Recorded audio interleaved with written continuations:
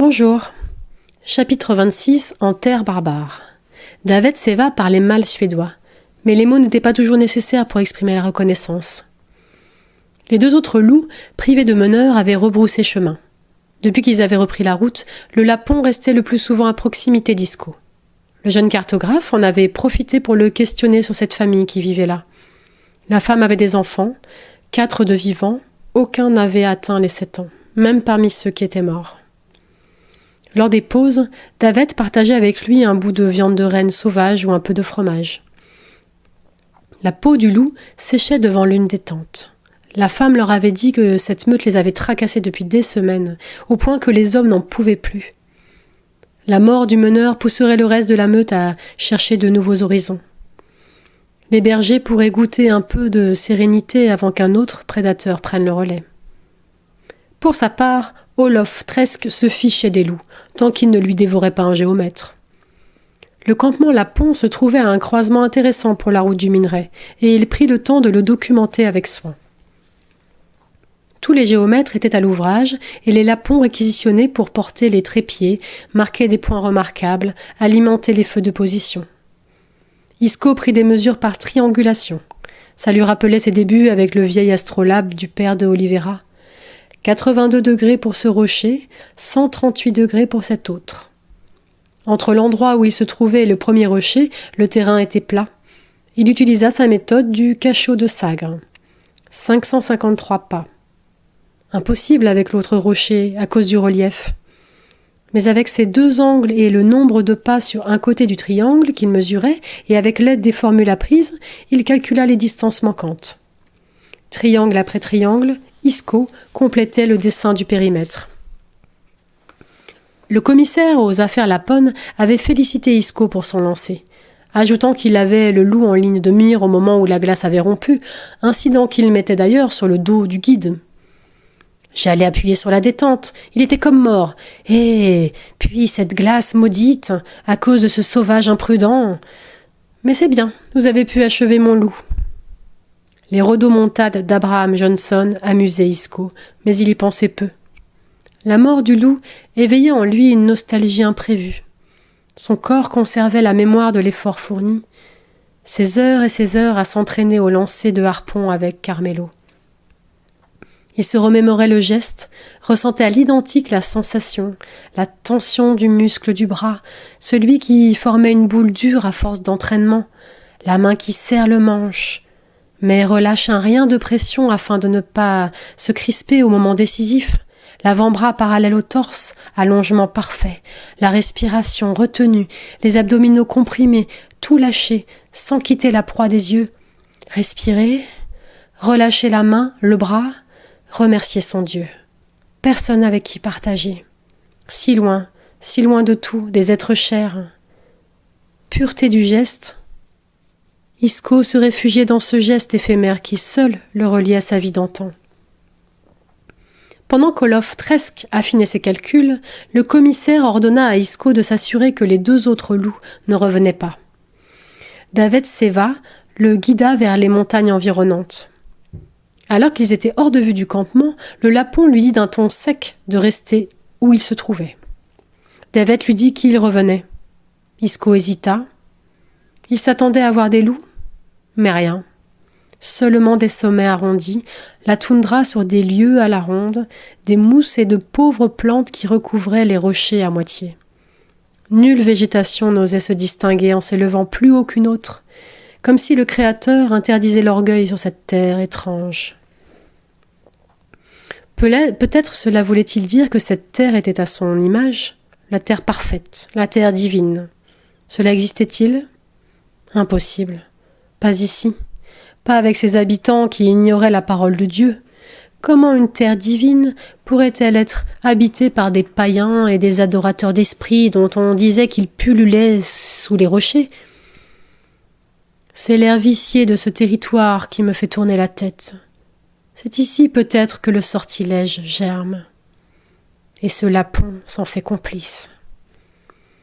Il le suivit à distance. David montait sur un flanc d'une montagne dominant le lac qu'il avait remonté les jours précédents. Il s'arrêta sur une sorte de promontoire où se profilait un rocher d'allure insolite. De sa position en contrebas, Isco ne distinguait pas ce que Davet avait trouvé, mais il tira quelque chose de sous sa tunique et le posa au pied du rocher. Il disparut de sa vue et se redressa après quelques secondes. Il faisait des gestes sans aucun sens pour Isco. Il repensa à toutes les rumeurs sur la magie des lapons et il retourna là où Davet lui avait dit d'attendre. Le lapon le trouva prostré 20 minutes plus tard. Isco osa à peine le regarder, encore moins lui poser de questions. Le lapon garda le silence. Comment comprend-il que je l'ai vu ? S'il a compris, il sait que je suis resté en retrait, que je n'ai rien vu, ou si peu. Ne pas céder, ne pas penser que je suis en terre barbare, loin de tout. Pas de questions qui entraîneraient une réaction. Ils patrouillèrent en silence, ne virent pas de loup. Isco aurait préféré, ce silence l'épuisait. Dieu sait si les pierres n'allaient pas se fermer sur lui, si le lichen n'allait pas l'aspirer, si des boules de feu... Et il en eut mal au crâne. Mais rien ne se passa, et le silence tint tout le long.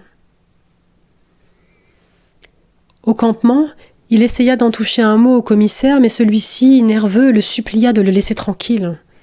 « Les lapons des montagnes sont des sorciers, lui affirma-t-il. Ils vont dans les royaumes des morts ou sous les montagnes, ils réveillent des esprits malins. » Davet Seva s'approcha d'eux à ce moment-là. Abraham Johnson se captiva soudain pour le bout de ses pieds. Isco adopta la même attitude. Qu'en était-il de Davet ? Était-il doué de tels pouvoirs ? Mais Isco n'en pouvait plus. Il s'écroula, terrassé de fatigue et de tension. Ils quittèrent le campement en soirée et poursuivirent à bord des traîneaux sous une chute de neige fondue. Pour un temps, l'infinité éprouvante des montagnes disparut derrière le voile grisâtre qui apaisa l'esprit d'Isco. Ils se glissèrent des heures durant sur la rive glacée d'un lac. Assis sur un traîneau, sous des peaux de renne, Isco glissait dans une douce torpeur. Au bout d'une vingtaine de lieues de ce train, ils entendirent, avant de le voir, un large rapide tonitruant se déversant dans le lac. Ils firent un détour avant de grimper sur la terre ferme. L'expédition fit une halte le long du dernier lac. Olof Tresk avait repéré un endroit dans un vallon encaissé à mi-chemin d'une montagne. Les rennes sont épuisées à mi-pente après avoir parcouru le chemin en provenance du relais précédent. Ça me paraît un endroit parfait. Au fond du vallon, les tentes seront protégées par le vent. Olof Tresk avait son idée, en fonction des distances et de l'état d'avancement de sa carte. Le commissaire aux affaires laponnes fut aussi borné fut-il, connaissait bien les habitudes des lapons. Il observait les environs. Les lapons sont des têtes de mule. Vous ne les ferez pas aller planter la tente là où ils ne veulent pas, j'en ai fait l'expérience. Ils ont besoin d'accès à l'eau, de pâturage pour les rennes qu'ils gardent près d'eux, de bois pour le feu et d'un point de vue sur ce qui les entoure. Vous n'avez rien de tout ça dans votre vallon. Regardez plutôt là-bas, la fumée. Je serais prête à parier que les lapons y habitent et que ça ferait un endroit où vous seriez sûr de pouvoir les y maintenir. Le commissaire avait raison. 2 tentes étaient plantées un peu en retrait du fleuve. Sans la fumée, il ne les aurait pas vues. Quelques rennes broutaient entre pins et bouleaux. Un sentier partait dans le bois en direction de la montagne. Davet parlementa avec une vieille femme assise à l'extérieur. Des moustiques étaient posés sur son visage ridé, mais ne semblaient pas la déranger. Elle était en train de coudre une chausse avec la peau d'un faon. Elle n'avait presque plus de dents, des petits yeux noirs très enfoncés et une mâchoire qui tombait un peu. « Les hommes surveillent les rennes, dit-elle avec l'aide du traducteur. Ce campement en a une vingtaine, c'est peu. »« C'est bien, rectifia le commissaire. » Il se tourna vers Olof Tresk. « Ils sont toujours à se plaindre pour qu'on leur prenne moins de rennes. »« Les hommes du roi nous en prennent toujours, et ils prennent les peaux de rennes aussi. »« Qu'est-ce que je vous disais ?» dit Johnson. « Toujours à se plaindre. » Elle les regardait d'un air méfiant. « Vous aussi, vous allez en prendre ?»« On en prendra s'il faut en prendre, » grogna le commissaire. Le campement était paisible. Quelques rennes paissaient au bout d'une corde, des faons à leur côté. Des femelles qui avaient mis bas récemment, ou peut-être étaient-ils plus âgés, Isco n'en savait rien. Les jeunes animaux gambadaient pleins d'énergie autour de leur mère. Un enfant, pieds et torse nus, vêtu d'un pantalon de drap déchiré, jouait à courir derrière eux. Les cheveux noirs et drus du gamin étaient collés par la saleté. Il aurait pu faire misérable, inspirer la pitié, mais son visage exprimait tout autre chose. Un regard gris, intense quand il se porta sur Isco, avant de retourner à son jeu avec les rennes qui restaient calmes en sa présence. Isco aperçut une personne de dos accroupie sur un jeune renne. Elle se redressa, laissant l'animal qui venait, selon toute vraisemblance, d'être castré, filer et rejoindre sa mère dans le sous-bois. Le petit garçon continua à jouer, puis il bondit sur un autre renne. Il le tira jusqu'à la personne toujours agenouillée. Il s'agissait d'une femme, avec un bonnet lui couvrant la tête, une tunique en peau serrée à la taille. Elle avait l'air farouche. Ses yeux plongèrent dans les siens et Isco en fut gêné. Il lui fit un signe de la tête. Elle ne répondit pas.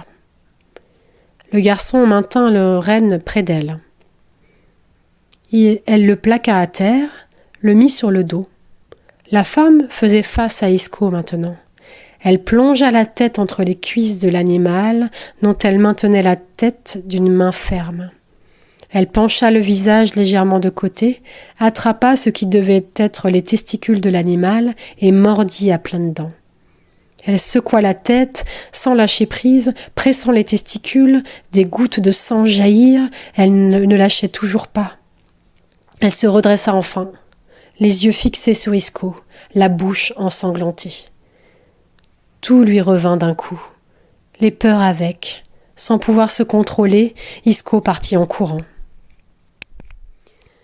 Voilà, merci pour votre écoute et bonne continuation de lecture.